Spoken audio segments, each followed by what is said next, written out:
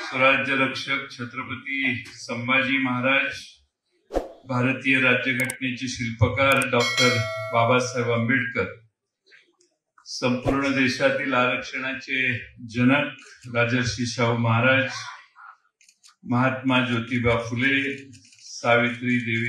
सावित्रीमाई फुले, पुण्यश्लोक अहिल्यादेवी होळकर, महात्मा बसवेश्वर, लोकशाहीर अण्णाभाऊ साठे, आद्य क्रांतीवीर लहुजी वस्ताद साळवे, क्रांतीवीर उमाजी नाईक, संत ज्ञानेश्वर माऊली, संत तुकाराम, संत एकनाथ, संत नामदेव, संत सावंतामळी, संत गोरा कुंभार, बंजारा समाजाचे आराध्य दैवत संत सेवालाल महाराज, संत श्री भगवान बाबा, या महाराष्ट्रातील सर्वच महापुरुषांना मी सुरुवातीला मनापासून वंदन आणि अभिवादन करतो। अलीकडेच आपल्या सगळ्यांचं आराध्य दैवत छत्रपती शिवाजी महाराज यांच्या 12 किल्ल्यांना युनेस्कोच्या वर्ल्ड हेरिटेज यादीत घातलेलं, ते टिकवण्याचं, ते स्मारक टिकवण्याचे, ते किल्ले टिकवण्याचं आव्हान आपल्या सर्वांच्या समोर आहेच, पण त्यापेक्षाही जास्त आपल्या सगळ्यांच्यावर जबाबदारी छत्रपती शिवाजी महाराजांनी जे स्वराज्य निर्माण केलं ते स्वराज्य टिकवण्याचं आपल्या सगळ्यांच्यावर जास्त मोठी जबाबदारी। साताऱ्यात मराठी साम्राज्याची राजधानी होती, तिथंच शेजारी पुसे सावळीमध्ये धर्मावरून दंगल घडायला लागली। धर्मावरून दंगल घडण्याचा सातारा जिल्ह्यातला प्रकार बघितला तर तो महाराष्ट्राला नवीन होता। महिलांच्यावर आता अत्याचार दिवसेंदिवस वाढत आहेत, भ्रष्टाचार वाढलेला आहे, दिवसेंदिवस दिवसाढवळ्या खून व्हायला लागलेले आहेत। छत्रपतींनी स्वराज्य जो उभा केलेलं ते स्वराज्य, तो आमचा महाराष्ट्र आता उत्तरेतल्या एखाद्या राज्यासारखा व्हायला लागलेला। काल परवा त्रिभाषा सूत्र लादण्याचा प्रयत्न झाला। आपण सगळ्या मराठी जनांनी एकसंघपणाने महाराष्ट्रावर ही तिसरी भाषा लादण्याचा जो प्रयत्न करणारे होते त्यांचा हल्ला परतवून लावला। पण हे कशासाठी झालं? हे उत्तरेतल्या काही राज्यात होणाऱ्या निवडणुकातल्या लोकांना खुश करायला झालं आणि मुंबई महानगरपालिकेपासून महापालिका ज्या महाराष्ट्रात आहे तिथल्या दुसऱ्या लोकांना खुश करण्यासाठी झालं। आणि म्हणून महापालिकांमधल्या निवडणुका असोत किंवा बिहारच्या निवडणुका असोत त्यावर डोळा ठेवण्याचं काम ही लोक करत आहेत। अलीकडच्या काळात शेतकरी हवालदिल झाला, अतिवृष्टीनं महाराष्ट्रातल्या वेगवेगळ्या भागात दुबार पेरणीचं संकट आहे। काल परवाच आम्ही जितेंद्र आव्हाडांनी विधानसभेमध्ये नाशिक जिल्ह्यातल्या प्रचंड झालेल्या शेतकऱ्यांच्या हानीबद्दल, अतिवृष्टीबद्दल सरकारला मागणी केली। आज सकाळी परत आम्ही आमच्या जिल्ह्यातल्या द्राक्ष बागायतदारांच्या झालेल्या नुकसानाबद्दल सरकारचं लक्ष वेधलं। सरकार काही नुकसान भरपाई द्यायला तयार नाही। अनेक प्रश्न आहेत आपल्याकडे आणि शेतकरी रोजच्या रोज अशा सगळ्या संकटाला तोंड देतो। लातूर जिल्ह्यामधली घटना आपल्याला माहिती आहे। शेतकऱ्यांनी बैल नाही म्हणून स्वतः नांगराला जुंपून घेतलं आणि त्याची पत्नी माग आणि नांगराला झोपलेला नवरा पुढं, अशी परिस्थिती महाराष्ट्रात यापूर्वी मित्रांनो कधी नव्हती। 6 महिन्यांच्या माग प्रचंड बहुमत एका बाजूला या राज्याच्या जनतेनं दिलं, ते काही आश्वासनाच्या आधारावर दिलेलं असं मी मानतो। ज्या घोषणांच्यावर विश्वास ठेवून मतदान झालं त्या घोषणा आज महाराष्ट्रातल्या जनतेला कुठे दिसेना झाल्या। 7-12 कोरा, नुसता कोरा नाही, कोरा कोरा कोरा अशी आश्वासनं महाराष्ट्रातल्या जनतेनं ऐकली। लाडक्या बहिणीला 2100 रुपये मिळणार होते, ते मिळायची अजून काही परिस्थिती दिसत नाही. युवकांच्या नोकऱ्यांचा प्रश्न आहे, विकास कामांना निधी नाही. एकही गोष्ट महाराष्ट्रात अशी नाही की ज्यामध्ये महाराष्ट्रातल्या जनतेने जे मतदान केलं त्याला प्रतिसाद म्हणून काही घोषणांची पूर्तता केली. लाडक्या बहिणींचं 1500 रुपये देणे सरकारला आता भारी जायला लागली. नवीन नोंदणी आता घोषणा झाल्यानंतर 18 वर्षापेक्षा जास्त वयाच्या आमच्या ज्या लाडक्या बहिणी आल्या त्यांची सरकारने नोंदणी घेतली पाहिजे. पण या योजनेत नवीन नोंदणी सरकार घेत नाही. 10 लाखापेक्षा जास्त महिलांना या योजनेतच बाहेर काढण्याचं काम सरकारने केलं. आणि त्यामुळं आता लाडक्या बहिणी काही म्हणायला लागल्यात की वेळेवर जर पैसे देत नसाल तर मग आम्हाला संजय गांधी निराधार योजनेत घाला, अशी आज महाराष्ट्रातल्या महिलांची मागणी यायला लागलेली. अध्यक्ष, या ठिकाणी शब्द पाळण्यासाठी माननीय पवार साहेब सरकार कायम असमर्थ आहे. आणि मग आम्ही त्या अशा सगळ्या प्रश्नांकडे ज्यावेळी लक्ष वेधतो त्यावेळी सरकार व्यवस्थाच अशी आहे की गोंधळ निर्माण सभागृहापासून सगळीकडे होतो. अध्यक्ष, या ठिकाणी हे सांगितलं पाहिजे की आता विधानसभेतनं चालू म्हणून ते तिकडचा करंट अजून गेलेला नाही. विधानसभेमध्ये निवडणूक झाली, आपण सगळ्यांनी खूप ताकद लावली, यश नाही मिळालं. सत्तेत असणाऱ्या पक्षाबरोबर आपण लढलो, त्याचबरोबर यंत्रणा सगळ्या आपल्या विरोधात होत्या. यंत्रणा विरोधात त्यांच्या विरोधी लढू काही अडचण नाही, पण अंपायरच आपला म्हणजे स्टंपवर बॉल पडून दांडी उडलेली असते एखाद्याची तरी अंपायर नो बॉल लगेच घोषित करतो, अशी मागच्या निवडणुकीची अवस्था होती. त्यामुळं आम्हाला महाराष्ट्रातलं चित्र जे लोकसभेला होतं ते विधानसभेला एवढं बदलेल असा आजही लोकांचा त्याच्यावर विश्वास नाही. खरं म्हणजे आता बिहारचं इथंपर्यंत ठीक होतं, पण बिहारमध्ये आता काल परवा तुम्ही बातम्या बघताय, सगळी मतदारांची यादी रिवाईज करतायत. 35 लाख मतदारांना बाद केलं असं मी ऐकलंय.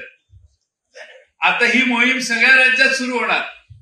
मतदारांना बाद करणे, मतदार यादीतनं नावं वगळणे, दुबार नावं असणे, अनेक मतदार यादीत 10,000, 12,000 हजार दुबार नावं असणं, हे देशाच्या निवडणूक आयोगाला अजून कळलंय की नाही, आणि कळलं असेल तर त्याकडे बघण्याचा दृष्टिकोन त्यांचा सकारात्मक नाही.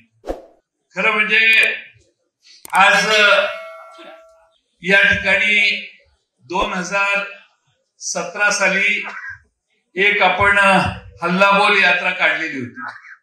आणि सहज मी झेंडा घेणाऱ्यापैकी एक झालो आणि मी झेंडा घेत दिवसभर चाललो. त्यावेळी मला अनेक जण म्हणायचे आता तुमच्या खांद्यावर म्हटलं असं होत नाही म्हटलं. मला माहित नव्हतं, थोड्या दिवसांनी पवार साहेबांनी माझ्यावर पक्षाचा अध्यक्ष म्हणून काम करण्याची जबाबदारी दिली. त्यावेळी झेंडा खांद्यावर दिल्यानंतर तो आपल्या खांद्यावर येईल असं वाटत नसताना पवार साहेबांनी माझ्यावर विश्वास टाकला आणि ही जबाबदारी दिली. खरं म्हणजे या सगळ्या काळामध्ये माझ्या मागच्या 7 वर्षाच्या प्रवासात अनेक लोकांनी मला साथ दिली. सगळ्यांची नावं घेणं अवघड आहे. पक्ष फुटलेला आहे, काही इकडे झालेत, काही तिकडे झालेले आहेत.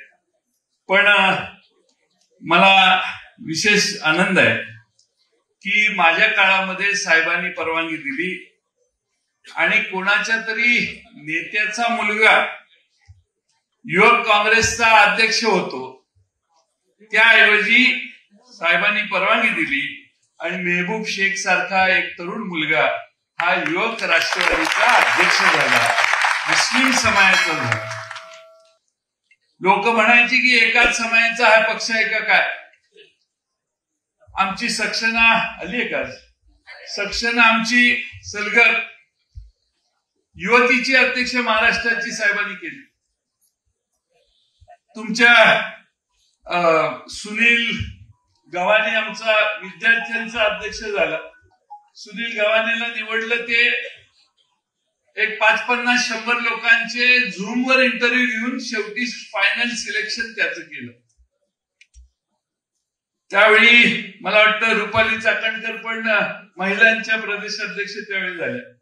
ही सगळी सामान्य घरातली मुलं, सामान्य घरातली कार्यकर्ते हे पवार साहेबांनी त्यावेळी प्रदेशच्या प्रमुख पदावर काम करण्यासाठी संधी दिली. मोठा मदत आपल्याला झाली.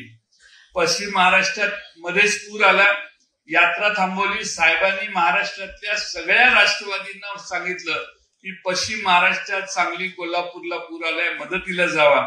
सगळ्या राज्यातली अगदी जळगाव पासून ते धुळे, नंदुरबार पासून ते तिकडं नागपूर आणि भागात पिंपरी चिंचवड पासून सगळ्यांचा मदतीचा साहेबांच्या एका शब्दाने हा महाराष्ट्रातल्या, दक्षिण महाराष्ट्रातल्या झालेल्या पुलाला मदत करण्यासाठी झाला. मुंबई तर आमच्या रक्तातच आहे. 54 जागा जिंकल्या त्यानंतर झालेल्या निवडणुकीत आणि जवळपास 17% मतदान आपण महाराष्ट्रातलं त्यावेळी मिळवलं. आपण नंतर सत्ता कशी आली याचं वर्णन मी करून वेळ घेत नाही, पण कोविड झालं, सत्ता आली आणि कोविड आला. राजेश टोपेंनी केलेली कोविड मधली कामगिरी कधी महाराष्ट्र विसरणार नाही असा माझा विश्वास आहे.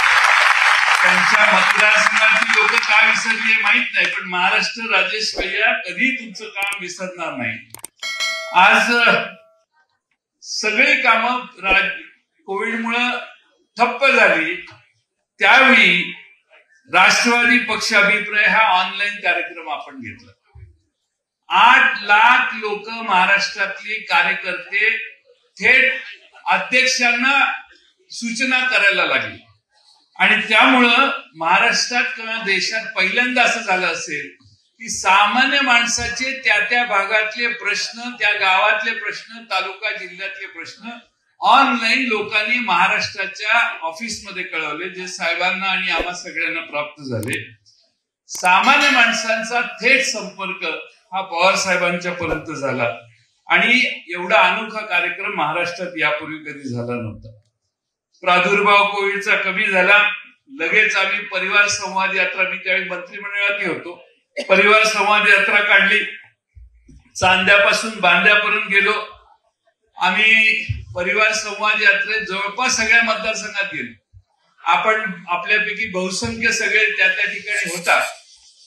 त्या परिवार संवाद यात्रेमधील कार्यकर्त्या, आमची भाषणं कमी पण कार्यकर्त्यांचं ऐकणं जास्त करण्याचं काम आम्ही केलं. का तर आम्ही सरकारमध्ये होतो. सरकार 3 पक्षांचं होतं, त्यामुळे इतर पक्षांची कामकाज करताना येणाऱ्या अडचणींपासून त्यांच्या बाकीच्या सगळ्या प्रश्नांची काळजी घेण्याचं काम आम्ही करायचो. त्यावेळी जलसंपदा मंत्री होतो, त्यामुळं सकाळी 8 वाजता मंत्री म्हणून माझी त्या जिल्ह्याची जबाबदारी पूर्ण आम्ही करायचो आणि रात्री 2-3 वाजायचे, 4 वाजायचे. मला वाटतं की मेहबूबच्या घरी पहाटे 4 वाजता एकदा आम्ही सगळ्यांनी जेवण केलं. आणि म्हणून या सगळ्या कामात आज महाराष्ट्रातल्या नगरपालिका असतील, बूथवर आपली संघटना मजबूत करण्याचं काम असेल, हे सगळं केलं. आम्ही एकदा सहज अमोल कोल्हे आणि आम्ही मोजले 7600 किलोमीटरचा आम्ही महाराष्ट्रभर फिरून दौरा करून लोकांच्या पर्यंत जाण्याचं काम केलं. मला एक दिसलं की महाराष्ट्रात जिथं आम्ही निवडणुका लढवत नाही त्या तालुक्यातील शरद पवार या नावाच्या वलयामुळं महाराष्ट्रातल्या राष्ट्रवादीत असणारा कार्यकर्ता आम्ही सगळ्यांनी बघितला. खेड्या पाड्यामध्ये पवार साहेब नाव घेऊन तुम्ही कुठेही जावा, 5-25 माणसं तयार होतात, उभे राहतात, तुमच्या बरोबर राहतात. ही महाराष्ट्रात पवार साहेब नावाचं वलय आणि नावाची फार मोठी प्रभाव हा महाराष्ट्रात आज आहे. त्या सगळ्या परिवार संवाद यात्रेची समारोप आम्ही कोल्हापूरला केला. न भूतो न बाहेर जागा नाही आहे, बाहेर आल्यावर परत तुमच्यासाठी मी करतो भाषण. तुम्ही आत थांबा, बाहेर थांबा. वर नाही, वर पण पडेल वर. तपोवन मैदानात मोठी प्रचंड सभा आपण केली. न भूतो न भविष्यती महाराष्ट्रातनं सगळे त्या भागातले सगळे उपस्थित राहिले. त्यावेळी आपण 1 तास राष्ट्रवादीसाठी हा कार्यक्रम हातात घेतला. जून मध्ये आपली सत्ता गेली. पुन्हा प्रश्न तयार झाला. मनोबल धैर्य वाढवण्यासाठी पुन्हा महाराष्ट्रभर आम्ही दौरा केला. कधी वेळ न बघता महाराष्ट्राच्या कानाकोपऱ्यात जायचं काम आम्ही सगळ्यांनी केलं. का तर पक्ष 1 नंबरला यावा हा आमचा सातत्याने उद्दिष्ट होता. मध्ये अचानकच आपला पक्ष फुटला. बरेच माझे बरोबर काम करणारे सहकारी पलीकडच्या बाजूला गेले. तरी आम्ही काही जणांनी पॅनिक न होता, रिॲक्ट न करता कायदेशीर बाजू त्याच दिवशी दुपारी समजावून घेतली. जितेंद्र आव्हाड इथं आहे. जितेंद्र आव्हाड आणि मी रात्री पक्ष कार्यालयात प्रेस घेतली रात्री 12 वाजता आणि डिस्क्वालिफिकेशनची कारवाई पूर्ण करून विधानसभेच्या अध्यक्षांच्याकडे रात्री 12 वाजता आपण जितेंद्र आव्हाडांनी आणि आम्ही डिस्क्वालिफिकेशनचा अर्ज दिला. आज पक्ष फुटल्यानंतर राज्याचा आम्ही दौरा जो केला त्यानंतर आपण स्वाभिमानी सभा घेतली. सत्तेत नव्हतो आपण. बीड, येवला, जळगाव इथं सामान्य माणसांच्या मनात स्वाभिमानाची ज्योत पेटवण्याचा प्रयत्न केला. नंतर शेतकरी आक्रोश मोर्चा झाला. अमरावती, दिंडोरी, जळगाव, पुणे या जिल्ह्यात, शिरूरला, पुण्याला या जिल्ह्यात अतिशय चांगले मोर्चे त्या काळात आपण काढले. आणि त्यानंतर लोकसभा आली. लोकसभेला प्रचंड यश आपल्या सगळ्यांना मिळालं. की जे आज इथं 8चे 8 खासदार आहेत, त्या 8 खासदार ही शरद पवार साहेबांच्या कष्टाची, रात्रंदिवस केलेल्या प्रयत्नाची आणि महाराष्ट्रात शरद पवार साहेबांनी जो प्रभाव निर्माण केलाय त्याचं फळ आहे. आणि जे मांडलेले विचार आहेत त्याला महाराष्ट्रातल्या जनतेने प्रतिसाद दिला. आपल्याला चारही बाजूनी घेरण्याचं काम आपल्या पक्षाला झालं. पण पवार साहेबांनी नेहमीप्रमाणे प्रचंड ताकदीनं काम केलं. दौरा अनेक ठिकाणी आम्ही महाराष्ट्रात अमोल कोल्हे आणि आम्ही फिरायला लागलो. सगळे दौरे करताना माढ्याला गेलो. माढ्याला गेल्यावर पक्षाचा निवडणूक आयोगाने निर्णय आपल्या विरोधी दिला. आपला पक्ष आपल्याकडून काढून घेतला आणि निवडणूक आयोगाने उलटा निकाल दिल्यामुळं महाराष्ट्रातली जनता आणखीन चिडली आणि संघर्ष अधिक तीव्र करण्यात आपल्याला त्यावेळी यश मिळालं. आम्ही 10 जागा लढल्या. भिवंडी आणि वर्धा या 2 जागा आपण लढवायचो नाही, पण त्या आघाडीच्या चर्चेत आपल्याकडे घेतल्या. त्या 2 पदरात पाडल्या आणि त्या पाडून जिंकल्या पण आपण त्या जागा. एकच टार्गेट होतं की 10 घेतल्या तर 10 लढू. साहेबांनी मला सांगितलं 15 वगैरे कशाला मागताय, आपण आघाडी होऊ दे, कमी जागा मिळाल तर चालतील. म्हणून आपण 14-15 जागा या अगदी 10 पर्यंत आलो. आणि 10 पैकी लोकांना असं वाटायचं की 16-17 लढवलेल्या त्यावेळी आपल्या 4 यायचं, आता कसं होईल. पण प्रत्येक जागा, आणि मी त्या सगळ्या खासदारांचं अभिनंदन करेन की प्रचंड मेहनतीनं त्यांनी मेहनत घेतली. त्या जिल्ह्यातल्या कार्यकर्त्यांनी प्रचंड ताकद दिली.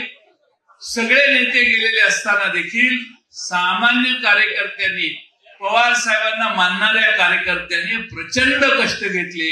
त्या कष्टाचं फळ म्हणून महाराष्ट्रात 8 जागा आपल्याला निवडून देतात. दिंडोरीला आता इथं बगरे सर आहेत, हे आता असे दिसत आहेत, पण निवडणुकीच्या आधी इतके साधे होते बगरे सर. आताही साधेच आहे, पण बगरे सर त्यांचा स्वभाव एवढा साधा आहे की ते खासदार होऊ, तालुका अध्यक्ष होते आपल्या पक्षाचे, ते खासदार होऊ शकतील असं इमॅजिन कोणी करत नव्हतं. पण बगरे सर सगळ्यांना विश्वासात घेऊन निर्णय केल्यावर बगरे सर लोकसभेत निवडून आले. आज तिथल्या कांद्याच्या पासून सगळ्या प्रश्न तिथं सभागृहात ते मांडतायत. खरं म्हणजे बगरेंची जागा तर भाजपने बऱ्याच वेळेला जिंकलेली जागा आहे, सोपी जागा नव्हती. आज सगळे लोकसभेचा आनंद साजरा करत होते त्यावेळी कुठल्या मतदारसंघात काय घडलं आणि कुणाला किती मतं पडले हे बघायचं काम आम्ही सगळे करत होतो. त्यानंतर कोण लढू शकतं किती ह्याची चर्चा तेव्हापासूनच आम्ही सुरू केली. पण सरकार जागे झालं.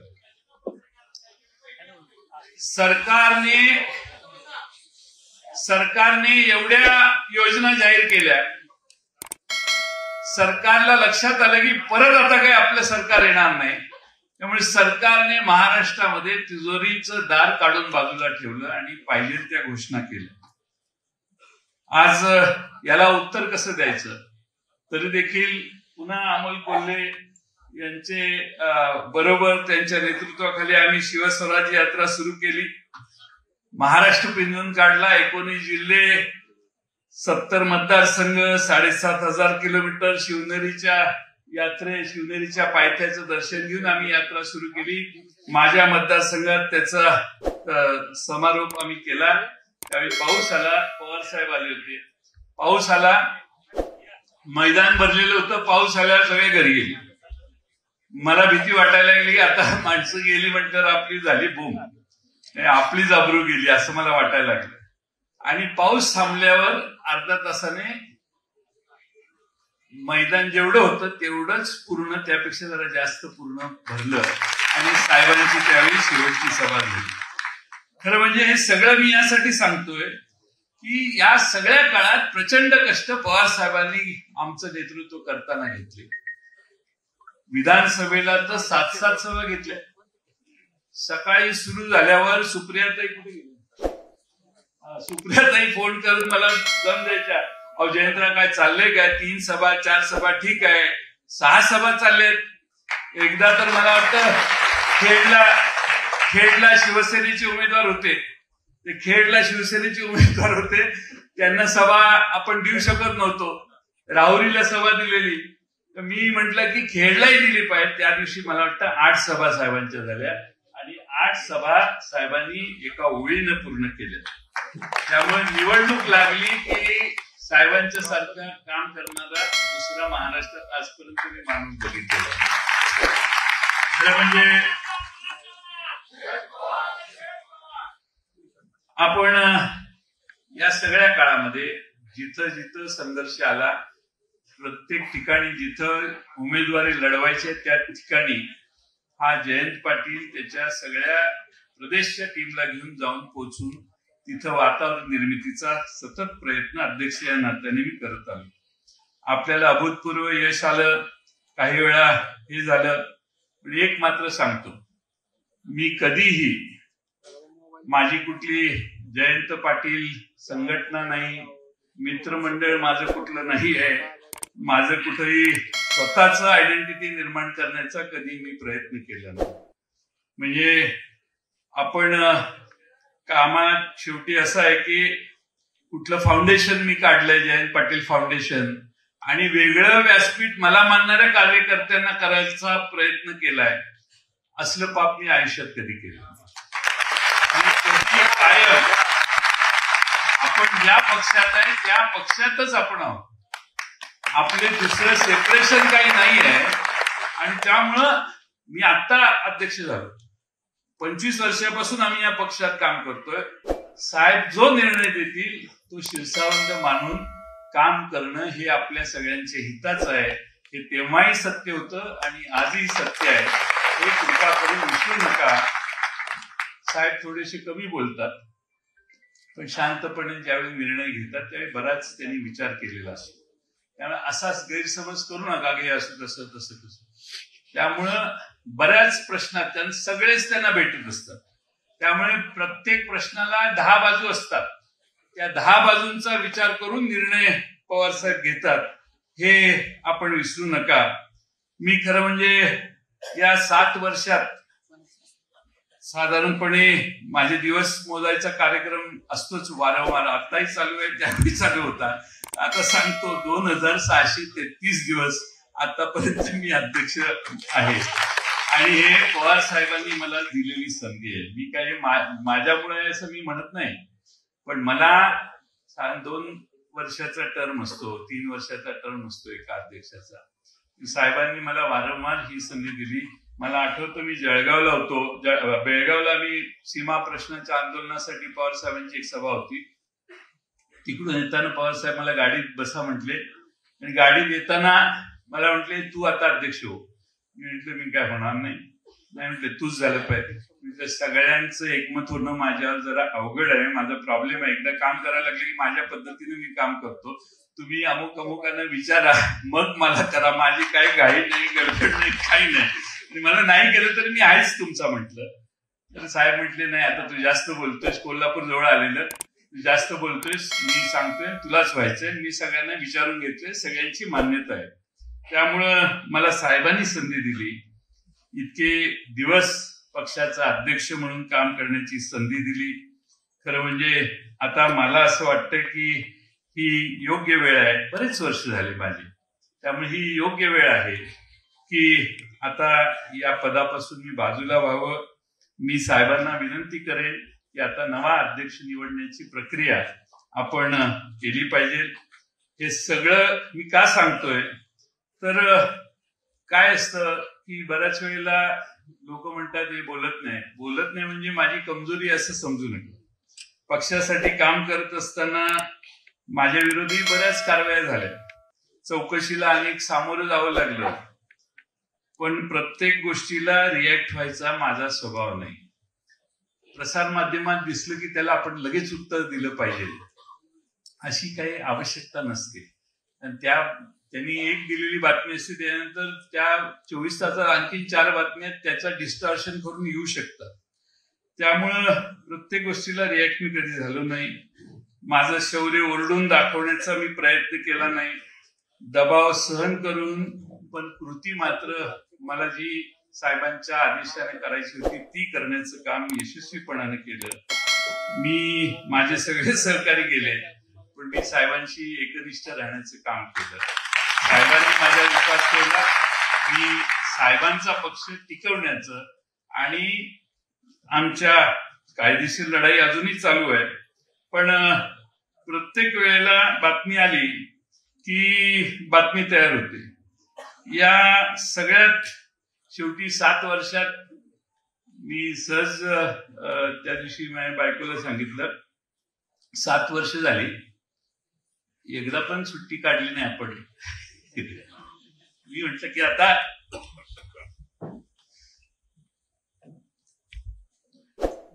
शेवटी उद्देश हा आहे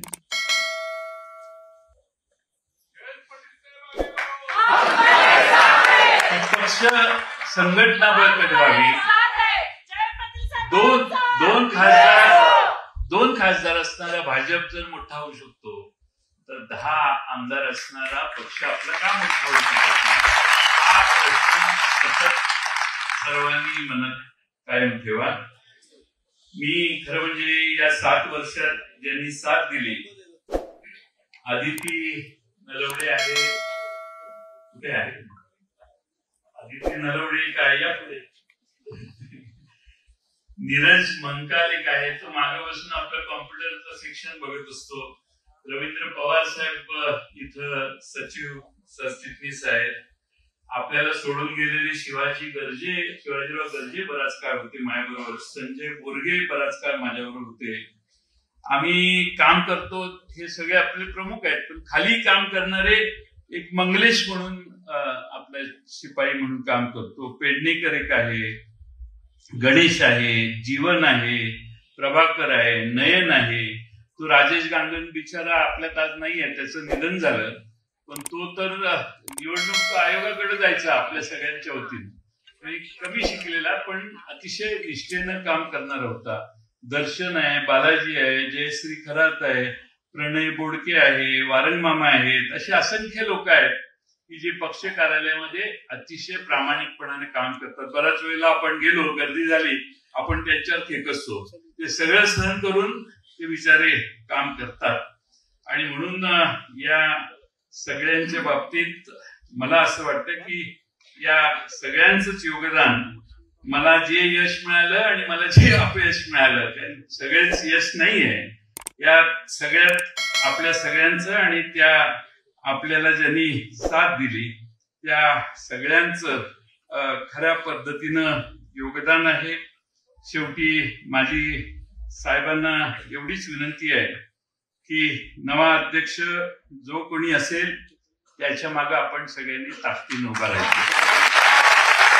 नव्या अध्यक्षाला समर्थन देताना आम्ही सगळेच आहोत, पण नवा अध्यक्ष, नवा चेहरा, नवी टीम महाराष्ट्रात तयार करण्याचं काम करण्याची नवी एक प्रयत्न आज मला खात्री आहे की नवा अध्यक्ष जो निवडला जाईल आपल्या सगळ्यांच्या मान्यतेने त्याचं होईल. जे कोणी नवीन अध्यक्ष होतील त्यांना मी मनपूर्वक शुभेच्छा देतो. अनेक आव्हानं आहेत. मी एवढंच सांगतो की हा पक्ष गोरगरिबांचा पक्ष आहे. खाटक्या लोकांना देखील शरद पवारांच्या बद्दल आजही आकर्षण आहे आणि शेतकरी आणि कष्टकरी माणसं आपलं प्रतिनिधित्व हाच पक्ष करेल याचा विश्वास महाराष्ट्रभर ठेवतात. सामान्य माणसांचा पक्ष आहे आणि या पक्षामध्ये मी मगाशी या सगळ्यांची नावं का घेतली, ही सामान्य घरातून आलेली मोठी आहे. नेत्यांची, आमदारांची, खासदारांची, पुढाऱ्यांची पोरं ही मोठी होतात, त्यांच्या बाजूनं वलय राहतं, कालांतरानं त्यांचं शाही निघून गेलं की पुन्हा पंक्चर होतं. हे स्वकष्टातनं शून्यातनं पुढे आलेली कार्यकर्ते हेरण्याचं काम हे पवार साहेबांच्या नेतृत्वाखाली मागच्या काळात झालं.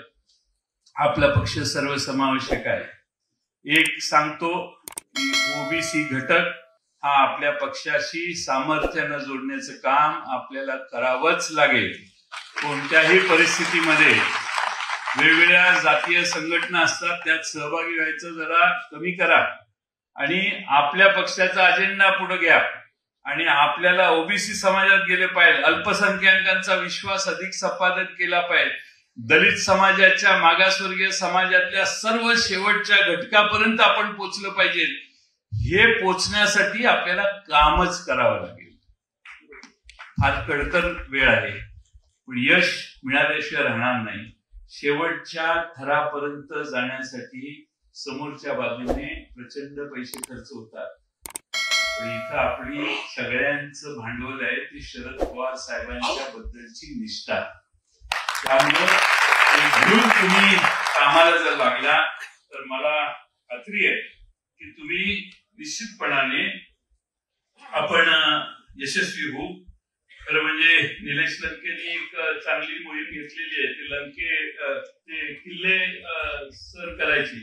त्यांनी एका किल्ल्यावर मी गेलो, सपाट किल्ला होता, तर दुसरा किल्ला शिवनेरीवर होता. जरा पाऊस येत होता म्हणून ते कारण आहे ना, मी सांगितलं मी गेलो नाही.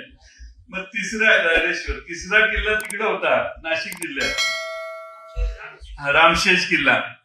तिकडं खाली गेल्यावर सांगायचे औरंगजेबाला 7 वर्ष साहेब किल्ला घेता आला नाही. औरंगजेबाला हे शिल्ला बगरेसर पण होते, शिल्ला घेऊ शकला नाही. आता औरंगजेबाने 7 वर्ष किल्ला घेऊ शकला नाही. आम्ही लागलो वर चढायला, रस्ताच नाही वर जायला, तरी थोडं रेलिंग आहे. आम्ही गेलो, पोचलो. वरनं मी आठ घातली यांना, म्हटलं पाय घसरला तर 6 महिने जातील माझे. मी तरत उतरलो. खाली आल्यावर मला कळलं की औरंगजेबानी हा 6-7 वर्षी किल्ला का घेता आला नाही त्याला, ती खाली आल्यावर मला कळलं. चढायला अवघड आणि उतरायला अवघड. ती गड स्वच्छतेची मोहीम, संवर्धनाची मोहीम निलेश लंके अतिशय प्रभावीपणाने महाराष्ट्रात करतात. त्यामुळे त्यांचं कौतुक केलं पाहिजे आणि त्यांच्यात एवढा चार्ज आहे. एकदा सुरू केलं की असंख्य महाराष्ट्रातनं कार्यकर्ते त्यांच्या कार्यक्रमाला येतात. आणि म्हणून मी या ठिकाणी सांगतो, शेवटी मी पक्षाचा अध्यक्ष असताना साहेब अध्यक्ष आहेतच, पण कार्याध्यक्ष सुप्रियाताई आहे. कुठे गेली सुप्रियाताई? भाषण माझं ऐकत नाहीत आज, काय भानगड आहे. कार्याध्यक्ष सुप्रियाताई आहेत. त्यामुळे आमच्या ज्या चुका झाल्या असतील, आमचे जे आता येतील मामा या,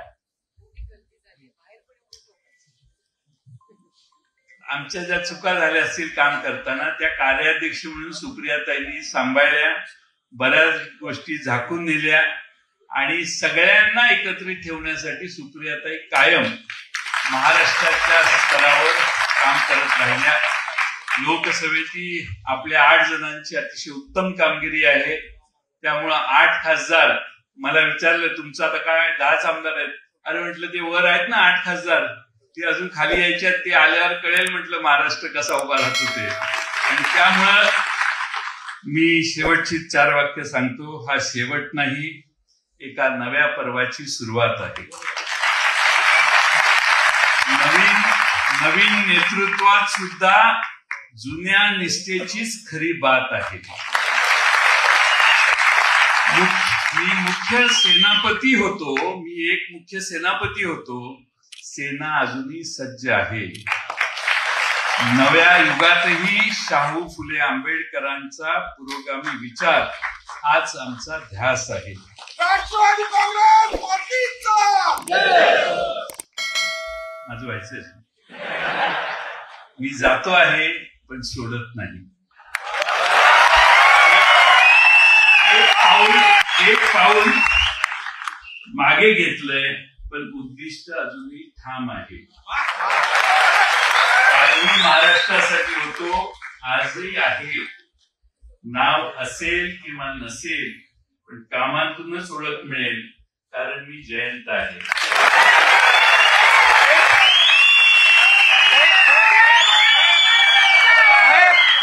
साहेब अध्यक्ष तुम्ही पाहिजे, साहेब तुम्हीच अध्यक्ष पाहिजे. धन्यवाद पाटील साहेब. अत्यंत आपल्या मुंबई शैलीमध्ये सर्वांना एक नवीन उत्साह वाटेल अशा प्रकारचं